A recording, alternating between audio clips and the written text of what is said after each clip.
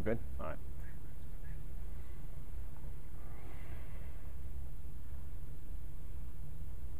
Life is hard. It's difficult to live this life. It does not come with an instruction booklet. We do not get the opportunity to do things over if we don't do them the first time, do them correctly the first time. And depending on your view of life, we really only get one shot at living our life. Considering it's so complex and it's so hard to do, doesn't it seem as though we would all do a better job of living our lives if we had a mentor? Somebody who could take us by the hand as we go through this life and show us the right things to do and maybe even prevent us from doing the wrong things? I've got some good news for you. Such a person exists. Now, in our careers, we often look for mentors. And who do we consider when we're thinking about a mentor for our career? The famous people? Steve Jobs from Apple? Maybe Jack Welch, who ran GE, General Electric, for a while? You know, maybe even Warren Buffett, the famed investor. All of these people seem like they might be potential life mentors, right? But I'm going to say no.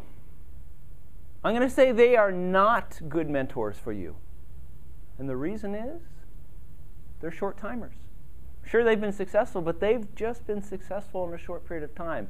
You need somebody to show you how to live your life who has more staying power than that. What we really need is somebody who can stand the test of time.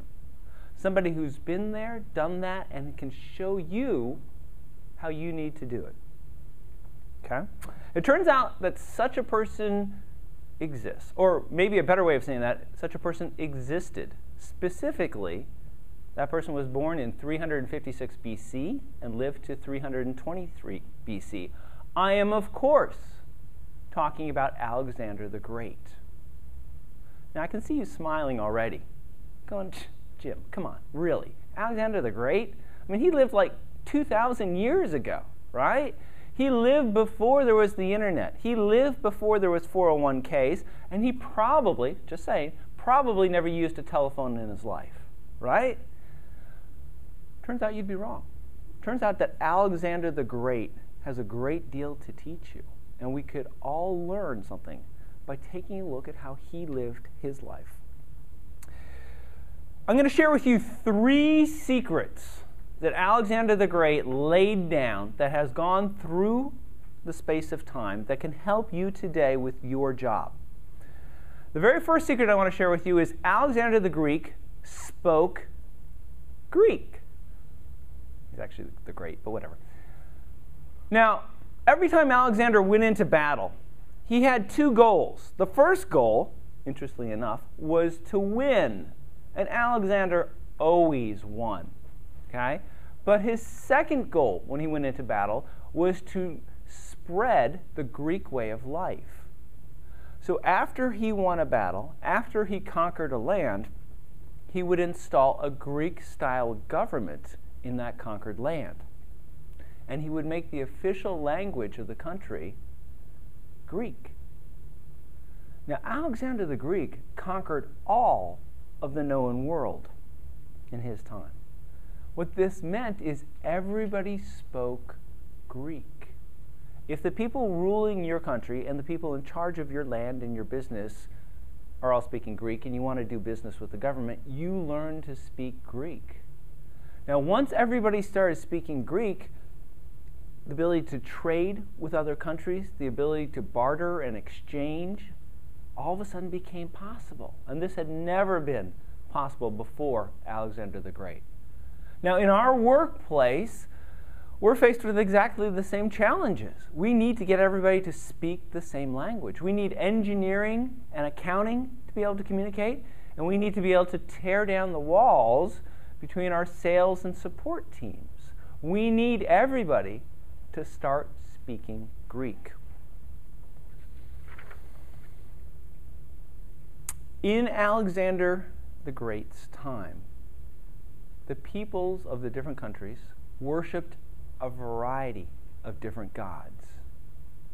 And making the sacrifice to the god was a role, a responsibility that fell on Alexander's shoulders. So before going off to battle, in a very large public demonstration, Alexander would make lavish sacrifices to the gods. All of his troops would see that the sacrifices had been made. And this would make them understand that when they went into battle, the gods were going to be on their side. So his troops fought more fiercely than any other troops out there. And they won more often than any other troops because they knew that the gods were supporting them. Now, in your workplace, you've got gods too. You work for them. And those gods can become angry and upset. Sacrifices must be made. And as a manager, it's your responsibility to make sure that you make those sacrifices. We're talking time, we're talking energy, and we're talking occasionally teammates, right?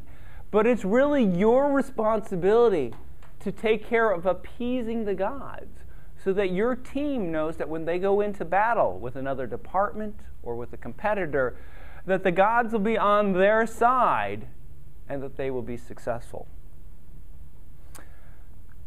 The final point I want to lead you with here from Alexander the Great is how to lead your team.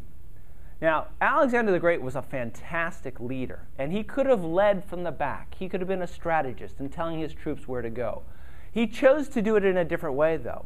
He had a helmet that had a large white feather on it. It could be seen from far away. And when he was out in front of his troops fighting with the enemy, they could always look over and see that helmet and know that their leader was out in front, leading the charge. And as a manager, you can sit in your office or your cube and you can send out emails telling people what to do. Or you can stand up and you can go to those meetings where conflict will occur. You can interject yourself when people are having disagreements. You can solve problems from the front line. So Alexander was one of the greatest military and diplomatic leaders that has ever lived. He only lived to be 32 years old, but he made the most of his time while he was with us here.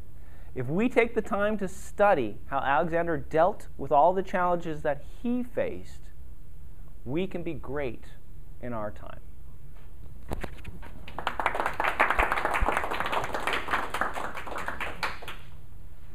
Thank you, Dr. Ben.